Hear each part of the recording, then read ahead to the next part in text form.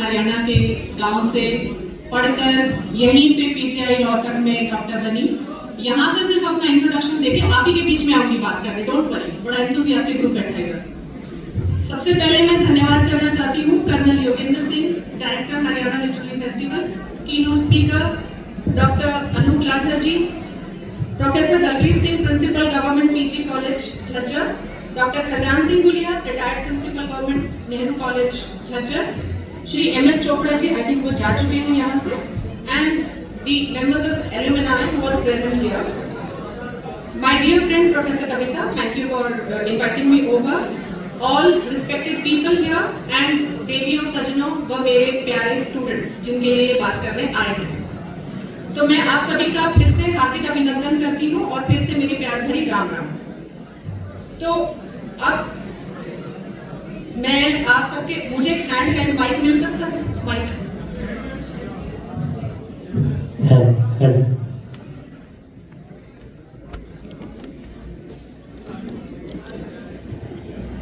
Thank you. ऊपर से okay. So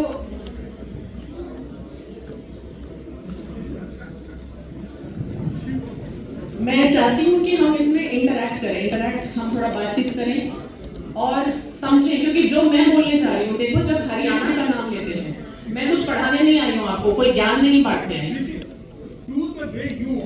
I would like to interact with people. Recording is okay. I don't mind it, sir. Yeah. So basically, मैं चाहती हूँ कि अगर आप यहाँ से अपने आने वाले भविष्य के लिए, अपने खुद के लिए, अपने माँ बाप के लिए, अपने परिवार के लिए सेहत के बारे में अगर दो बातें समझ के जा सकते हैं, हमारी सेहत कैसे इफेक्ट होती है, क्या चाहिए हमको, ठीक है। हम हरियाणा का नाम लेते हैं, मैं पूरे वर्ल्ड में घूमी हूँ, बाहर से पढ़ी हूँ, साउथ में अलीगढ़ मुस्लिम यूनिवर्सिटी से मेरी पोस्ट ग्रेजुएशन है, कर्नाटका से मेरी अंडर ग्रेजुएशन MBBS है, फिर मैंने चेन्नई में काम करा, फिर बाहर विदेशों में गई, वापस कहाँ आई? रोहतक, क्योंकि मैं वहीं की रहने वाली हूँ। एक गाँव रोहतक के पास गाँव है खेड़ीसा, वहाँ से हूँ। मेरे हस्बैंड मदाना गाँव से हैं, झज्जर में ही, तो वो मेरा ससुराल है। तो उसके बाद क्यों मैं चाहती हूँ कि हमारे लोग समझें, क्योंकि हरियाणा का जब हम बाहर नाम लेते हैं तो हम क्यों फेमस हैं? कोई बताएगा हम क्यों फेमस हैं हरियाणा वाले? आप बताएंगे? कुछ भी? दूध दही का खाना सर ने बोला, आप बताएंगे कुछ बेटा? हरियाणवी कल्चर और कुछ आप बताना चाहेंगे? हरियाणा क्यों फेमस है वर्ल्ड में? वर्ल्ड में स्पोर्ट्स, कौन मिस कर सकता है स्पोर्ट्स को? Games, very good. सो 2024 में पेरिस ओलंपिक में 6 में से 5 गोल्ड मेडल हमारे थे हरियाणा के। तो हम इतने सेहतमंद और इतने हट्टे कट्टे लोग, हरे खेत, अच्छा खाना, यही तो इमेज है ना हरियाणा की। लेकिन मैं क्यों आई हूँ बात करने सेहत के बारे में? क्योंकि इस सब में बहुत सारे चेंजेस आ गए हैं। अब हम एक भ्रम में जी रहे हैं कि हरियाणा एक बहुत सेहतमंद राज्य है। ऐसा अब नहीं है। स्टैटिस्टिक्स चेंज हो रहे हैं। अगर आप रिसर्च को पढ़ोगे, आपने सबने सुना होगा डायबिटीज के बारे में, शुगर की बीमारी, ब्लड प्रेशर बढ़ने की बीमारी, कोलेस्ट्रॉल बढ़ने की बीमारी, कैंसर, सबने सुना होगा। और मुझे लगता है कि आप सब आज के दिन अपने आसपास एक ना एक ऐसे इंसान को जानते होंगे जिसको इनमें से कोई ना कोई तकलीफ है। सब जानते हैं अपने आसपास में, किसी को कैंसर है, किसी को शुगर है, किसी को BP की समस्या है, हो सकता है अपने ही दादा दादी, पेरेंट्स, कोई भी हो। तो क्यों हो रहा है ये हमारे बीच में? ऐसा हमने क्या बदलाव लाया है? हमारी सभ्यता, हमारे खान पान, हमारा कल्चर कहाँ पीछे रह गया खाने पीने के मामले में? तो देखो, let me begin with few salient points. हमारा कल्चर क्या था खाने पीने का? मेनली हम वेजिटेरियन थे, ये सब मानते हैं कि हम साग सब्जी खाते थे, दूध पीते थे मैक्सिमम। उसमें भी क्या होता था, सारा काम अपने आप से करते थे। क्या काम था हमारा? कृषि प्रधान राज्य, हरे भरे खेत, सब कोई खेतों में काम करने जाता था। कोई एक आध नौकरी पे गया। नौकरी भी ज्यादा कौन सी होती है हमारे यहाँ पे? हरियाणा में सबसे ज्यादा नौकरी क्या होती होगी? फौज में, राइट? जय जवान, जय किसान, और आज के दिन जय विज्ञान भी। हरियाणा विज्ञान में भी पीछे नहीं है। प्लीज डोंट थिंक कि हम सिर्फ खेती बाड़ी कर रहे हैं और हम कुछ और नहीं कर रहे, ठीक है? विज्ञान में भी हम लोग बहुत बहुत आगे हैं, ठीक है? और आप सबसे बात करने का फायदा यही है कि आप इन बातों को समझ के you can actually bring a change to the demography of the state. Demography का मतलब होता है कि जो अभी यहाँ की पॉपुलेशन चल रही है उसको आप इम्प्रूव कर सकते हो, या इस बात को इस तरह भी समझ सकते हो सकता है अपने खानदान के जेनेटिक्स का, जीन्स होते हैं हमारे शरीर में जो हमारे पूर्वजों से हमें मिले हैं, अच्छे जीन्स मिले हैं तभी हम आज हट्टे कट्टे हैं। ऐसा हो सकता है कि आप पहले वो हो जो रांद काट दे, समझ आई? आप अपनी सेहत बिगाड़ के अपने आने वाली सारी पीढ़ियों का नाश कर सकते हो, ठीक है? You can be actually the first one अपने परिवार में जो डायबिटिक हो जाए, जो कोलेस्ट्रॉल बढ़ा के दिल की बीमारियां ले आए, हो सकता है कैंसर हो जाए। हालांकि कैंसर अनुवांशिक नहीं है, अनुवांशिक मीन्स जेनेटिक, जो आपके जीन्स के थ्रू आता है। आई होप ऊपर बैठी गर्ल्स सुन रही हैं, बिकॉज गर्ल्स के लिए ये और भी ज्यादा इंपॉर्टेंट है। गर्ल्स के लिए क्यों इंपॉर्टेंट है बॉयज से भी ज्यादा? क्योंकि हमारा जो बॉडी का स्ट्रक्चर है मेल और फीमेल का, मेल्स के हार्मोन होता है टेस्टोस्टेरोन और फीमेल्स के हार्मोन होते हैं ईस्ट्रोजन एंड प्रोजेस्टेरोन। और फीमेल्स में क्योंकि उनको बच्चा पैदा करना है, मां बनती है तो दूध पिलाना होता है, जिसकी वजह से हार्मोनल इतने बदलाव आते हैं कि वो चाहें या ना चाहें उनका रिस्क पुरुषों की तुलना में ऑलमोस्ट डबल होता है हर बीमारी होने का। तो फीमेल्स, और ऊपर से वो फीमेल ही होती है जो पूरे परिवार का ख्याल करती है, चाहे वो माँ हो, चाहे वो सिस्टर हो, चाहे वो वाइफ हो। मैं उसको प्लीज आप don't take it in a negative और regressive sense, in the sense एक फीमेल बाय बर्थ, आप छोटी बच्ची को भी अगर एक डॉल दे देंगे तो वो शायद उसे खिलाएगी, उसे सुलाएगी, उसे कपड़ा उड़ाएगी। ये नेचुरल होता है एक फीमेल के मन में, नर्चरर होती है। तो नर्चर करते करते, ये सारे रोल करते करते फीमेल की हेल्थ सबसे लास्ट में चली जाती है। और ये आप अपने घरों में भी देखते होंगे। और फीमेल्स एक्चुअली जो आत्मनिर्भर नहीं है, इन द सेंस जो नौकरी नहीं करती या अपने बैंक में पैसे नहीं होते, वो अक्सर डिपेंडेंट भी होती हैं कि उनको कोई अस्पताल लेकर जाए, कोई उनको पूछे आकर, या शायद ये सब करते करते वो इतनी पीछे अपने अंदर सिकुड़ जाती हैं कि वो एक्सप्रेस भी नहीं कर पाती कि हमें कोई तकलीफ है, राइट? तो अब हमारा खाना क्या था, will come back to that. तो हम खाते थे दूध, दही, घी, और हम करते थे ढेर सारा मेहनत का काम सुबह से लेकर रात तक। शायद सूरज उगने से पहले खेत में पहुंच जाते थे हमारे दादाजी वगैरह। उस समय ट्रैक्टर, बग्गी भी नहीं होती थी शायद, बैल लेके जाते थे, हल चलाते थे। धीरे धीरे छोटे बग्गी आए, फिर ट्रैक्टर आए, जैसे जैसे पैसे होते गए। अच्छी बात है, सुविधाएं होनी चाहिए, लेकिन सुविधा होने का मतलब ये नहीं है कि हम मोहताज हो जाएं और हम अपने शरीर को परिश्रम से रोक दें। तो हुआ क्या हमारे कल्चर में कि हम संपन्न होते गए, जो कि बहुत अच्छी बात है। संपन्नता में कोई बता सकता है इंडिया में पर कैपिटा इनकम में हरियाणा कहां स्टैंड करता है? Any idea? Per capita income समझते हैं, प्रति व्यक्ति आय, हरियाणा कौन से नंबर पे होगा इंडिया में? कोई कह सकता है? अच्छा होगा कि बुरा होगा? अच्छा, दैट्स करेक्ट, अच्छा है। तो 2024-25 के आंकड़ों में 3rd नंबर पे है Haryana. Okay, first is Karnataka, second is Tamil Nadu and हम 3rd हैं। और लगभग प्रति व्यक्ति आय 1,94,000 के करीब है। इसका मतलब ये नहीं कि हर किसी के पास इतने हैं, बट अगर एवरेज हम पर पर्सन डिनोट करें अमाउंट तो ये आता है। तो इतने संपन्न राज्य में इतनी बीमारियां बढ़ना एक चिंता का विषय है। तो अब हमारा क्या हुआ कि हम, जो आदत थी हमारे दादाजी की, हमने देखा कि अच्छा इतना सारा मक्खन रखते हैं, फिर एक रोटी खाई जाती है, रोटी की पापड़ी के अंदर भी मक्खन डलेगा, फिर दाल में भी डलेगा ऊपर से, फिर हम खाएंगे, फिर सुबह शाम हम 4-5 बार दूध पिएंगे। पर पर्सन 1-2 किलो दूध आम बात होती है घरों में, ठीक है, अच्छी बात है। प्रोटीन होता है, कैल्शियम होता है, ग्रो करने में हेल्प करता है इन ग्रोइंग ईयर्स। लेकिन फिर क्या होता है, आदत पड़ जाती है। आप ग्रो कर गए, आप उछलने कूदने बंद हो गए, आप एक नौकरी पे जाने लग गए, प्रॉबेबली एक सॉफ्टवेयर इंजीनियर बन गए या जो भी बने, तो आप बैठे रहने लग गए। Your lifestyle changed to a sitting style. और आजकल क्या है, आजकल बहुता का जमाना आ गया, मीन्स अबंडेंस किस चीज की?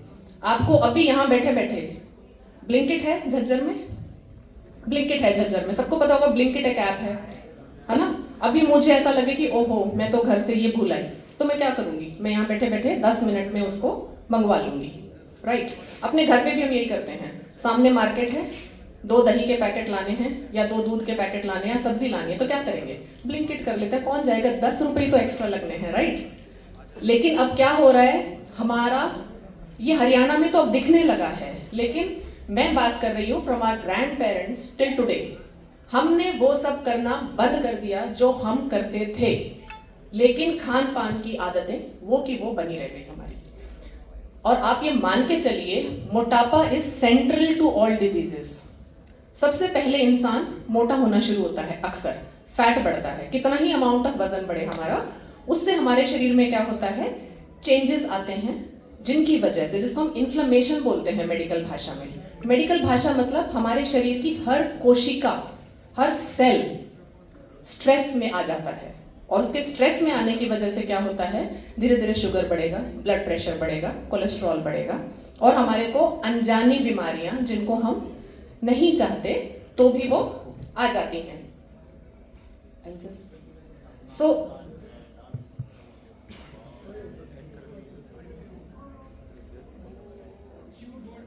Yes, no sir, it's okay. So basically health, अभी यहाँ पे एक डेफिनेशन लिखी आई थी कि व्हाट इज हेल्थ। तो हेल्थ से हम क्या समझते हैं, कोई बता सकता है व्हाट इज हेल्थ? वैसे तो लिखा दिख भी रहा होगा आपको, बट हेल्थ हम कहते हैं अच्छी सेहत होना। अच्छी सेहत के कई कंपोनेंट हैं, तो ये जो डेफिनेशन है ये मेरी नहीं है, ये वर्ल्ड हेल्थ ऑर्गेनाइजेशन की डेफिनेशन है, ठीक है। वो कहती है कि health is a state of complete physical, mental and emotional wellbeing. आपके 3 चीजें हैं शरीर में। आपका शरीर है, पहले तो वो तंदुरुस्त होना चाहिए, फिर आपका मन है, मन ऐसा कोई ऑर्गन नहीं है, कमाल की बात ये है, दिमाग होता है, दिल होता है, एक बीच में मन होता है जिसको हम कहते हैं सबकॉन्शियस हमारा। आप क्या बोलते हो, आज मेरा मन नहीं है यार, मेरा मन बहुत दुखी हो गया उसको देख के। मन कोई ऑर्गन नहीं है हमारे में। हम ये नहीं कहते ना यार मेरा दिमाग दुखी हो गया या मेरा दिमाग ठीक नहीं है, ऐसे नहीं बोलते ना हम। हाँ, ये जरूर बोलते हैं मेरा दिमाग सरक जाएगा, ठीक है, इसका मतलब है कि मैं बहुत गुस्सा हो जाऊंगा या वट। तो अब जब हम मन की बात करते हैं तो वो भी एक बहुत इंपॉर्टेंट एस्पेक्ट है हेल्थ का, क्योंकि आजकल आप देखते होंगे कितनी न्यूज आती हैं, स्पेशली अभी पुलिस डिपार्टमेंट की भी न्यूज आ रही थी बहुत सारी, जिसमें कि आत्महत्या के कुछ केसेस थे, या फिर रोड रेज के इतने केसेस होते हैं कि जस्ट एक बंदे ने दूसरे बंदे को हॉर्न दिया और दोनों की लड़ाई हो गई, बात कुछ भी नहीं थी। तो वो रिफ्लेक्ट करता है इमोशनल वल्नरेबिलिटी, इंस्टेबिलिटी। इसका मतलब हम कहीं ना कहीं इमोशनली भी हम ठीक नहीं महसूस करते। तो हेल्दी हम जब कहलाते हैं जब हम तन से, मन से और इमोशनली मतलब भावुकता के अनुसार भी हम ठीक समय पे ठीक एक्सप्रेशन दे पाए और हम उसको महसूस कर पाए। अब कोई मिलता है, कोई मुझे ही मिले मान लो, और मैं लड़कर आ रही हूँ मान लो अपने घर से, और मान लो आप मिले, आपने कहा कैसी हो मैडम, कहूंगी बहुत अच्छी, बट क्या मैं अच्छी हूं? नहीं, वो तो मैं ही जानती हूं, correct. So this is generally known to us only, और ये हेल्थ का एक बहुत इंपॉर्टेंट पार्ट है। ये मैं क्यों बता रही हूँ, क्योंकि फिजिकल हेल्थ जब हम बात करते हैं शुगर की, ब्लड प्रेशर की, या फिर कोलेस्ट्रॉल आदि समस्याओं की, तो वहां पे ये बहुत इंपॉर्टेंट हो जाता है, the mental part of it. कई बार हम कहते हैं ना कि अच्छा भला दिखता है फिर भी सूखता जा रहा है, वो शायद अंदर से परेशान होगा वो इंसान। सो मेंटल हेल्थ इसीलिए बहुत बहुत बहुत जरूरी है। आपके पास कोई ना कोई दोस्त, परिवार इसीलिए बहुत जरूरी होते थे। शायद जो हमारा पुराना स्ट्रक्चर था घरों का, वो कैसा होता था, बहुत सारे काका ताऊ साथ रहते थे, उनके बच्चे सब कूदते रहते थे घर में, या तो शायद बुरा मानने का टाइम ही नहीं मिलता था, और बुरा मान भी जाते थे तो 2-4 थप्पड़ के बाद ठीक हो जाते थे, या कोई ना कोई आपका घर में ऐसा जरूर होता था, चाहे वो चाची हो, ताई हो, या कोई बहन हो, अपना भाई हो, जिसको हम सब कह लेते थे। आजकल वो भी हमारे पास कमी हो गई है, क्योंकि हम लोग हैं ही कितने, या तो एक भाई बहन है या इकलौता एक बच्चा है, तो परिवार भी बहुत छोटे हो गए, जिससे कि मेंटल प्रॉब्लम्स बढ़ने लग गई। दोस्त भी वो दोस्तियां नहीं बची। पहले क्या होता था, दोस्त से मिलने, हमारे जमाने में हम क्या करते थे, शाम को घर से निकलते थे, या तो कॉमन पॉइंट पे मिलेंगे या दोस्त के घर मिलेंगे। आजकल क्या करते हो, व्हाट्सएप, बोलते भी नहीं हो, ऐसा भी हो सकता है कि पूरा दिन निकल गया हो और आपने किसी से बात ना करी और आपका काम चल गया पूरा दिन। आपने व्हाट्सएप पे मैसेज करे, जवाब भी आ गया, जो पूछना था वो भी हो गया, कुछ सामान मंगाना था वो भी आ गया, राइट? सब कुछ कर सकते हो। लेकिन हम ये भूल जाते हैं कि ये आपस में बोलना, ये गिफ्ट्स हैं गॉड के। जितना आप बोल सकते हो, हंस सकते हो, जो बातें कर सकते हो और जिसके साथ हंस सकते हो ना, फिर उसी के साथ बैठ के रो पाओगे। तो मेंटल हेल्थ के लिए अपनी फैमिली, अपने फ्रेंड्स, ये सब बहुत बहुत जरूरी है। और क्या चेंजेस आए हमारे? मैम इसको शिफ्ट करना पड़ेगा स्लाइड्स को। कविता मैम स्लाइड्स आप आगे कर दीजिए, एक बार मैं बता देती हूँ आपको। नेक्स्ट कर दीजिए, नेक्स्ट नेक्स्ट नेक्स्ट कर दीजिए। हाँ जी, सारे ही कर दीजिए लोग। सो बेसिकली ये कुछ पॉइंट्स हैं जो अभी हम डिस्कस करने लगे ही हुए हैं, ऐसा नहीं है कि हमने डिस्कस नहीं करे हैं। तो मॉडर्न फूड हैबिट्स में क्या हो गया है, एक तो अबंडेंस हो गई है, हमारे पास इतना खाना हो गया जितना हमें चाहिए भी नहीं। वी आर नॉट ईटिंग क्योंकि हम भूखे हैं, वी आर ईटिंग क्योंकि अवेलेबल है। ये सच्ची बात है। अब हम खाना जिंदा रहने के लिए नहीं खा रहे, अब हम जी रहे हैं ताकि हम बहुत सारा खाना खा सकें, है ना? हम एक ट्रिप पे हैं तो हमें लगता है चल लंच में क्या खाएंगे, अभी वो पेट भरा ही हुआ है, फिर आइसक्रीम शॉप देखी, चलो एक आइसक्रीम भी खाते हैं, बताया यहाँ की बड़ी अच्छी है। तो ये हो गया है हमारी लाइफ में। एंड अबंडेंस का क्या इशू होता है, जो हमारा इंडियंस का जेनेटिक मेकअप है वो इतने खाने के लिए नहीं बना। जब हम इतना खाना खाते हैं तो हमारी बॉडी हैंडल नहीं कर पाती, उसका डाइजेशन, असिमिलेशन नहीं हो पाता। तो abundance of meals plus number of meals. अगर आप पुराना टाइम याद करोगे तो सुबह खाना बनता था और फिर शाम को खाना बनता था। आई थिंक करेक्ट सर, ऐसे ही करते थे, 2 टाइम खाते थे हम लोग। हरियाणा का स्पेशली गांव का 2 ही समय के खाने का कल्चर रहा है। दोपहर को अगर बच्चे कुछ खाना चाहते थे तो क्या करते थे, कढ़ाऊनी से मलाई ली, सुबह की बासी रोटी पे रखी। ठीक है, आज के दिन बासी रोटी को अच्छा ही नहीं माना जाता। इनफैक्ट जब बासी रोटी का कल्चर था हमारा कि बासी रोटी हम बड़ी खुशी से खाते थे, वो आपको मालूम है आज रिसर्च क्या कहती है? अमेरिका से रिसर्च कहती है, हम तो उस पर रिसर्च भी नहीं करते।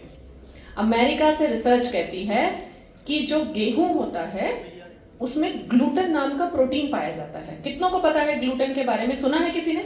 इधर वाले ग्रुप आपने सुना है ग्लूटेन के बारे में? सुना है? नहीं सुना? अभी सुन लिया? हाँ, तो व्हीट में कौन सा प्रोटीन होता है? ग्लूटेन।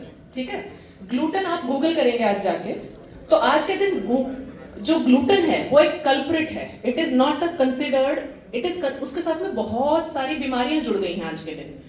कहते हैं उससे पेट खराब हो जाता है, व्हीट पचता ही नहीं है, व्हीट से एलर्जी होने लगी। सोचो, गेहूं से एलर्जी हो जाना, लाइफ कैसी हो जाएगी? आप कुछ नहीं खा सकते उसके बाद, करेक्ट? सोचो आपके ऑप्शंस कहाँ गए जब गेहूं से एलर्जी हो जाए। तो वो कहाँ से आ गई ये सब एलर्जीज वगैरह हमारे बीच में, जो कि हम खुद उगाते थे, खाते थे, हमेशा से पचता आया था। तो आज क्या हो गया? तो बेसिकली ग्लूटेन कहते हैं, I mean as per science, I'm not saying this is 100% science, but research is revealing it. It is not proved yet, but ऐसा माना जा रहा है कि जो एकदम से होता है ना, गरम रोटी आप तवे से उतरी आपने खाई, उसमें ग्लूटेन, तुरंत आटा लगाया, तुरंत रोटी बना दी और तुरंत आपने खा ली। तो क्या होता है, अक्सर अभी ग्लूटेन को रेस्टिंग टाइम भी नहीं मिला, वो पूरा उसका सामंजस्य भी नहीं हो पाया, जो आपस में उसकी बॉन्ड्स बनती हैं in form of a protein. तो वो उस फॉर्म में अलर्जेनिक हो सकता है कुछ लोगों के लिए जिनके शरीर में उस तरह की टेंडेंसीज प्रेजेंट हैं पहले से। ऐसा नहीं कह रही मैं, आप ये मत समझ के जाना प्लीज कि गेहूं से एलर्जी हो जाती है, it will be very very wrong. But जिनको होती है उनके लिए बता रही हूँ। तो उसका एक सिंपल एक तरीका ये होता है, आप बासी रोटी अगर खाएंगे कुछ घंटे रखी हुई जो ठंडी हो चुकी है, तो ग्लूटेन के दुष्प्रभाव कम हो चुके होते हैं। पर देखो, ये हमारे पहले वाले लोग जानते थे, वो कभी बासी रोटी को डिस्कार्ड नहीं करते थे, खाते थे, हम भी खाते थे, सब खाते थे, विच वॉज वेरी गुड। दूसरी चीज, घरों में गर्मियों वगैरह के दिन में सबसे कॉमन क्या बनता था? सब्जी की जगह कड़ी चावल, यस, और कुछ? Rabri, very good. I was wanting and hoping for this answer. Rabri कितने लोगों के घरों में आज भी बनती है? हाथ उठाएं please, I really want to see कितनों के घर में राबड़ी बनती है आज भी। चलो, that's a good number, I am happy. Almost 50%, और हो सकता है 10% ने हाथ ना भी उठाया हो। I will account that. क्यों पूछ रही हूं मैं राबड़ी के बारे में? आज के दिन आपने सुना होगा कि पेट खराब रहता है, बहुत गैस बनती है, बदहजमी रहती है, पेट फूला रहता है, ब्लोटिंग होती है, इंडाइजेशन रहती है।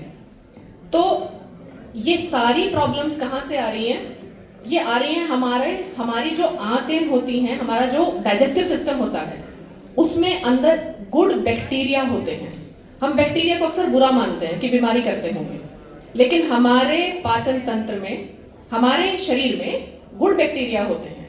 वो गुड बैक्टीरिया हमको एक्चुअली सारी ही बीमारियों से बचाते हैं। अगर आप ये सोचें, बहुत लोग ऐसे होते हैं ना कि किसी को कोई तकलीफ नहीं है फिर भी डिप्रेशन है। तो आज के दिन साइंस ये कहती है कि the depression can be internal.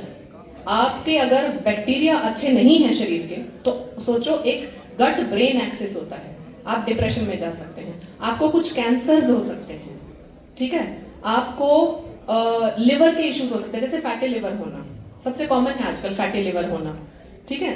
तो ये सारी समस्याएं आपकी गट से आती हैं। तो गट के जो बैक्टीरिया हैं वो प्रोबायोटिक, उनके लिए उनको वो कहाँ कैसे अच्छे होते हैं? जो खाना हम खाते हैं वही खाना वो बैक्टीरिया खाते हैं।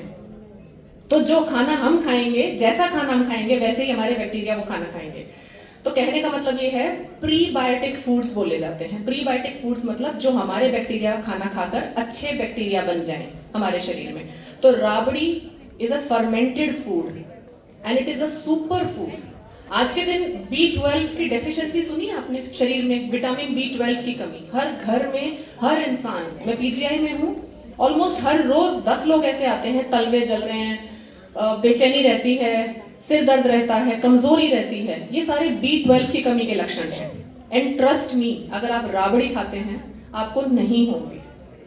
ट्रेडिशनल वे से बनाई हुई, कोई शॉर्टकट करके नहीं कि फटाफट से आपने घोला खट्टा कर लिया जल्दी से और उसको कर दिया। ट्रेडिशनल वे से कि आप उसको घोलें, धूप में छोड़ें, टाइम दें, तो वो हम कर पाएंगे। तो मैं बिल्कुल वो बातें डिस्कस करना चाहती हूँ जो हमारे ट्रेडिशन की बहुत अच्छी बातें हमने छोड़ दी। तो जो राबड़ी ऑलरेडी खा रहे हैं, कॉन्ग्रेचुलेशंस, और खाइए, और जो नहीं खा रहे प्लीज सीखिए। आज की जनरेशन हो, आप लोग भी सीखो, बनेगी कैसे, आनी चाहिए। खाना बनाना is a life skill, it is not related to gender कि लड़कियां सीख लें और लड़के रह जाएं। No, it's a life skill. अपने जीने के लिए, अच्छा जीने के लिए जरूरी है, तो सबको सीखना चाहिए। फिर रही बात कन्वीनियंस, हो गई प्रोसेस्ड फूड्स। सब बच्चे सबसे पहले क्या खाते हैं? पिज्जा खाकर आए, बर्गर खा के आए। प्रॉब्लम क्या है प्रोसेस्ड फूड्स में? प्रोसेस्ड फूड्स नहीं पचते आसानी से, one thing. Second thing, of course उनकी हमको हाइजीन, उनमें क्या तेल डला है, उनमें मिलावट का स्कोप बहुत ज्यादा होता है। एंड थर्ड चीज, उसमें बहुत ज्यादा फैट्स होते हैं, बुरे वाले फैट, जो फैट कंटेंट होता है, जिनसे कि हमको ये सारी बीमारियां बहुत स्पीडीली होंगी, जिनकी भी हम बातें कर रहे हैं। तो प्लीज, अगर आपको कुछ अच्छा खाने का मन है तो अपने जो हम खाने खाते थे उनसे अच्छे कोई खाने नहीं है। जो अपनी माँ दादियां बनाती थी ना, कि खीर बना दी, हलवा बनाया, चूरमा बनाया, और बेसन के लड्डू, भूगड़ों के लड्डू डाल दिए, तिल के लड्डू बनाए, समय अनुसार परफेक्ट था। गर्मी है तो मूंग के लड्डू डाले, हाई प्रोटीन, सब कुछ अच्छा था उसी अनुसार। अब है culture of eating out. Eating out का कल्चर बहुत ज्यादा आ गया है, और ये कहीं ना कहीं मैं एसोसिएट करती हूँ लेजीनेस से भी। Laziness, I am not blaming women here, please. एक हाउस होल्ड को चलाना is not a women's job alone, partnership होती है। Husband wife are partners for a household. तो लेजीनेस कहीं ना कहीं, अगर उसको शायद पार्टनर उसका किसी और चीज में मदद कर रहा हो तो शायद वो खाने के लिए टाइम बना पाए, बट अगर उसकी किसी भी चीज में मदद नहीं हो रही तो I think she is a human, she would like to go out and eat. तो रही बात ईटिंग आउट की, तो ईटिंग आउट में जनरली क्या होता है ना, आप हमेशा यू एंड अप ईटिंग मोर। जितना भूख थी ना उससे ज्यादा ही खा के आते हो। नंबर 1 रीजन क्या होता है? सारा खाना निपटाना है, क्योंकि पैसा लगा दिया। पहले शॉप में मंगाया, फिर सारा निपटाया, और फिर क्योंकि बाहर निकले हैं तो जो जो दिखता गया वो खाते जाओ। That is one problem. Sedentary lifestyle में बोल चुकी हूँ। स्लीप वेक साइकिल, ये बहुत जरूरी है, प्लीज ये ध्यान से सुन लेना। स्लीप वेक साइकिल मतलब सोना कितना जरूरी मानते हो? बहुत जरूरी। कितने बजे सोते हो एवरेज? कितने बजे सोते हो? 10 बजे। और मुझे लगता नहीं आप 10 बजे सोते होगे। सोते हो? अच्छा, मोबाइल कितने बजे तक देखते हो? Instagram reels? हाँ, 3:30-1 बजे। I am happy for people who are being honest, because ये सच्चाई है, ये सच्चाई है, ये मानो चाहे मत मानो। आप यू स्टार्ट स्क्रॉलिंग और आप नहीं सोते हो। अभी जिन्होंने 3-1 बजे बताया वो ध्यान दो प्लीज, हमको क्यों सोना जरूरी है। ये जो भगवान ने हमारा शरीर बनाया था, तो क्या है कि दिन निकलता है, शाम होती है, हमारी आंखों से रोशनी ब्रेन तक जाती है, और हमारे ब्रेन में एक्चुअली एक तीसरी आंख है। आप सबने सुना होगा शिवजी महाराज की तीसरी आंख होती है। तो आप ये मान के चलो कि हमारे शरीर में भी अंदरूनी एक तीसरी आंख है, जिसको हम सबकॉन्शियस बोलते हैं। वो हमारी बॉडी का मास्टर ग्लैंड है। और जब कहते हैं ना कि आप मेडिटेशन करो, आपकी तीसरी आंख शायद जागृत हो जाए, वो यही कहना चाहते हैं कि अगर आप उस पर कंट्रोल कर लो, अपने दिनचर्या, अपने रूटीन, अपनी सेहत को अच्छा बना के, तो एक्चुअली आप अपनी लाइफ में बहुत अच्छी सेहत पा सकते हो, वरदान पा सकते हो लंबे जीने का, अच्छी खुशहाल जिंदगी जीने का। तो होता क्या है, रोशनी हमारी आंख से उस तीसरी आंख को समझ लीजिए आप, हाइपोथैलेमस में होती है, वहां जाती है और वो हमें एक्टिव होने का सिग्नल देती है। जैसे जैसे रोशनी कम हुई, मेलेटोनिन नाम का केमिकल होता है शरीर में, वो घटता जाता है और वो सिग्नल है सो जाइए। अब आजकल हम लोग क्या करते हैं, मोबाइल सामने रख लिया, लाइट हमारी आंखों में जाती रहती है और वो सोने का सिग्नल आता ही नहीं। तो क्या हो रहा है, आपकी बॉडी, एक हार्मोन होता है कॉर्टिसोल, जो कि स्ट्रेस, जब आप परेशान होते हो तब निकलता है। तो होता क्या है, सोने के समय जहां आपकी बॉडी ने रिपेयर होना था, उसकी जगह आपकी बॉडी वियर एंड टीयर में चली गई, आपकी बॉडी हार्म हो रही है, अंदरूनी कॉर्टिसोल बढ़ गया है। ठीक है, तो जब तक आप जगे उस लाइट को देखते रहेंगे, आपको स्लीप सिग्नल नहीं मिलेगा और आप सो भी जाएंगे। उसके बाद the quality of sleep will not be good, it matters, sleep quality matter करती है। तो आपका जब ये लूप बनता जाता है तो आप क्रॉनिक डिजीजेस का शिकार हो जाओगे। अब रही बात, again disregard callousness towards our traditional foods, I think ये यूनिवर्सल है। हम अपना खाना पीना सब चीज़ों को शायद कम इंपॉर्टेंस देते हैं। कई बार हम बताते भी नहीं कि हमारे घर में आज राबड़ी बनी थी, मान लो कोई पूछे क्या बना है, तो हम नहीं बताएंगे, हम कहेंगे पनीर बना था मेरे घर में आज, क्योंकि we want to show off to the outside world. हमें शायद गर्व नहीं है हमारी चीज़ों पे, क्योंकि हमें समझ नहीं है कि वो कितनी हेल्दी है। तो आई थिंक आज के बाद आप बड़े शान से कह सकते हो कि हमारे घर में ये चीज़ें बनी हैं। इनफैक्ट हमारी चटनीज जो हम बनाते हैं, they are also super foods, सारी की सारी। उसमें हम लहसुन डालते हैं अक्सर, राइट, सीजनल अवेलेबल फूड्स डालते हैं, जैसे कचरी, कचरी की चटनी कितनों के घर में बनती है, वेरी नाइस। जो कहते हैं ना विटामिन सी खाओ, एंटीऑक्सीडेंट लो, फलानी क्रीम लगाओ, उसमें विटामिन ई है, आपका चेहरा चमकेगा। मैं कहती हूँ कचरी की चटनी रोज खाओ, आपसे ज्यादा ट्यूबलाइट किसी का चेहरा नहीं होगा चमकता हुआ। ठीक है, सो वेरी नाइस जो लोग खा रहे हैं। Then lack of awareness regarding health, ये मेन मैं इसलिए आई हूँ, हमें हमारी हेल्थ के बारे में अवेयरनेस ही नहीं है, ना हम जानना चाहते। मैंने बताया था ना कि हम इस भ्रम में जी रहे हैं कि हरियाणा से हेल्दी लोग कहीं पे भी नहीं है। I want to tell a figure, please सब ध्यान से सुनना। इंडिया में डायबिटीज, शुगर की बीमारी 11% है प्रेवलेंस, मतलब आज के दिन लगभग 11% आदमियों को शुगर की बीमारी है पूरे इंडिया में। आप क्या सोचते हो हरियाणा में कितने परसेंट को होगी, इससे कम या इससे ज्यादा? ज्यादा। चलो वेरी नाइस, गैस मारा था कि पता था? पता है, वेरी गुड। तो यूल बी सरप्राइज, हरियाणा में करीब 12.2% डायबिटीज है। ठीक है, और रूरल में करीब 17, अर्बन एरियाज में करीब 17% और रूरल में करीब 9%। तो रूरल में भी बेटर हालात हैं, लेकिन एक और स्टेज होती है डायबिटीज की। डायबिटीज का मतलब होता है कि आप शुगर के मरीज हो गए। एक और स्टेज होती है, उसे कहते हैं प्री डायबिटीज, मतलब आप नॉर्मल में भी नहीं आते और अभी आप शुगर भी नहीं हुई है, you are in a warning zone.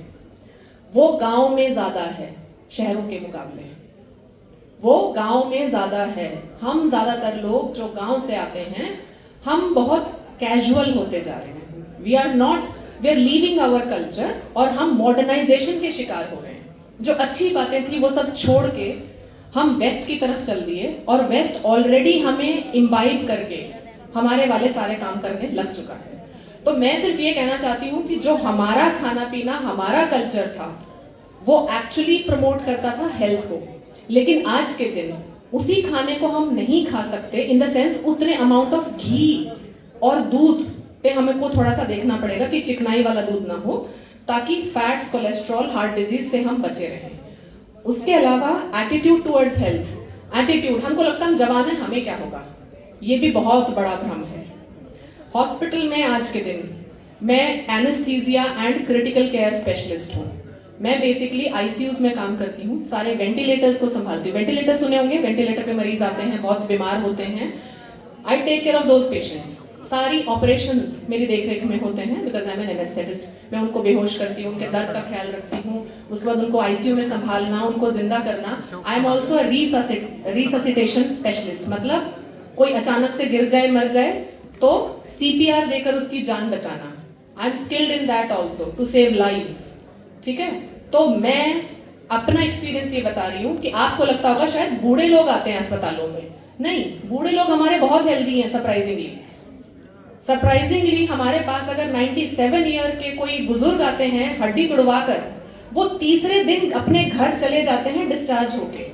लेकिन एक 42 साल का अगर लड़का या लड़की, फीमेल आती है हमारे पास, उनकी हालत इतनी खराब निकलती है क्योंकि पहली बार उनको पता चलता है कि इनकी तो शुगर भी बढ़ी हुई है, इनका कोलेस्ट्रॉल बढ़ा हुआ है, इनका खून भी थोड़ा सा कम है, और अभी तो इनकी बहुत तकलीफें हैं, और ये तो 10-15 दिन बाद हॉस्पिटल से उठ पाएंगे। तो यही मैं ट्रेंड आपको बताना चाह रही हूँ कि इट इज नॉट कि ये जो हमारे भ्रम हैं उनसे हमको निकलना होगा। प्लस एक बहुत इंपॉर्टेंट चीज, because I am here, miss use of antibiotics. आप में से किस किस को किसी एंटीबायोटिक का नाम पता है? पता है कोई एंटीबायोटिक का नाम?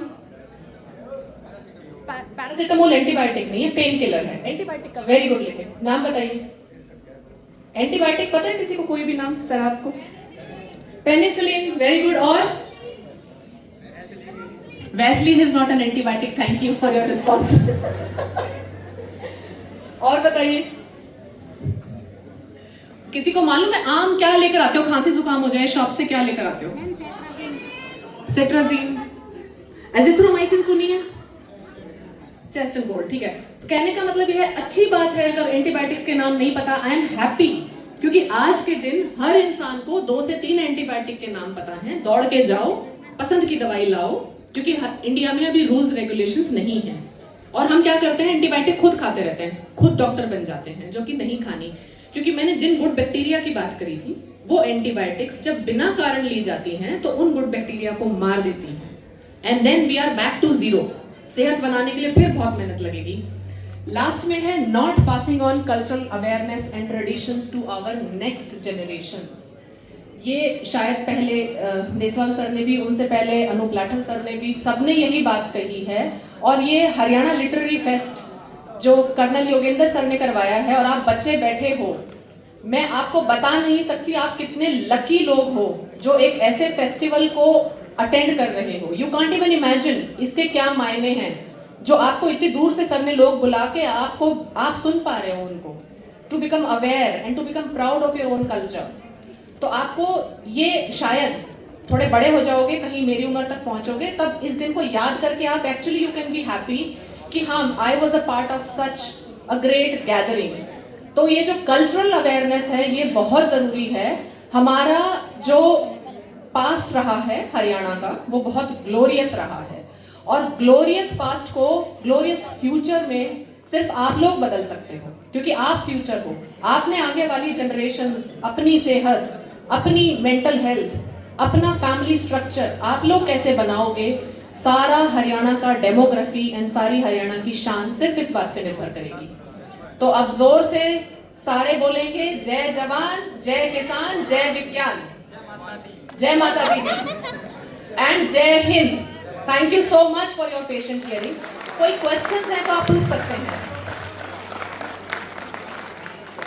मैं अभी की बात को बड़ा करना चाहूँगा। मेरे एक दोस्त एडमिट थे, उनका एक छोटी सी सर्जरी हुई। हमारा एक दोस्त यूएस से आए हुए थे, तो डॉक्टर ने जो उनकी एंटीबायोटिक लिख रखी थी वो पढ़ रहे थे। बोले अगर मैं ये यूएस में ये एंटीबायोटिक किसी मरीज को दे दूं तो पूरी उम्र जेल में गुजरेगी। ये हमारा हाल है। अभी मैं बताती हूँ, मेरे हस्बैंड जो हैं वो ऑर्थोपेडिक स्पेशलिस्ट हैं। उनकी ट्रेनिंग 2-3 इंडिया के अलावा चेन्नई में हुई है, इंडिया में। उसके बाद वो नेदरलैंड्स गए, फिर यूके गए, फिर यूएस गए। जब वो वापस आए तो जो सर ने बात कही, अब यहाँ पे क्या होता है, सर्जरी कर दी, अब मरीज कहता है जी गोली क्या खाऊं? वो कहते हैं दर्द हो तो खाना, वरना मत खाना। क्यों खानी है गोली आपने? वो कहते हैं ना जी एंटीबायोटिक। फिर बोले नहीं ज़रूरत है। अगले दिन वो वापस आते हैं, कहते हैं जी हमारे गांव का डॉक्टर क्या था, इसके बिना तो तेरी टांग खराब हो जाएगी, या गोली दी है जी। सो एक एंटीबायोटिक लिख के दे रखी है, पकड़ा रखी है, which is Okesh relevant, not very relevant in the context of that orthopaedic surgery. लेकिन आप कितना ही समझा लो, सो इसी को अवेयरनेस बोलते हैं, इसी को एटीट्यूड टुवर्ड्स हेल्थ बोलते हैं। Please trust. एंड दूसरी बात ये होती है, आप ये कहते हो जी उस डॉक्टर ने दे दी, sometimes they are not even doctors. पहले प्लीज ये आइडेंटिफाई करना शुरू करो who is a doctor and who is not a doctor. ठीक है, ये भी एक बहुत बड़ा इशू है। आप भगवान जाने किससे बात करके उसको डॉक्टर का ही दर्जा दे दिया, वो डॉक्टर नहीं है। हाँ, वो किसी तरीके से हीलर हो सकते हैं, हीलर कोई भी हो सकता है, हीलर आपका दोस्त भी हो सकता है जो आपको मेंटली हील करे, लेकिन फिजिकली जो हील करता है वो डॉक्टर होना चाहिए। Any more questions? Yes madam please.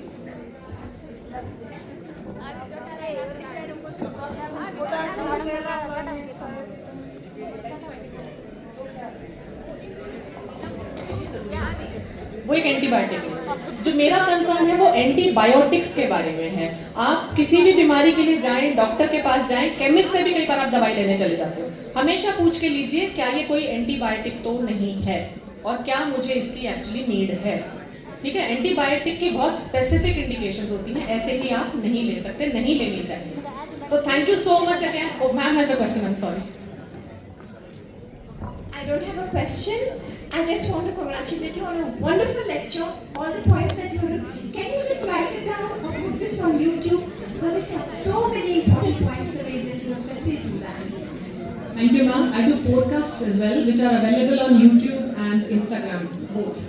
So, and I'll try putting one more. I have one more scheduled. Thank you so much, ma'am. So, I have already discussed these topics earlier. So, the same podcast, mostly in Hindi, can also be followed on YouTube, even for your own purpose, where I discuss all the diseases.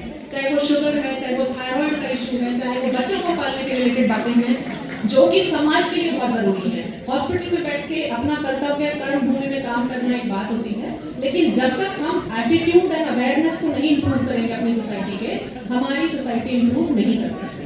Thank you.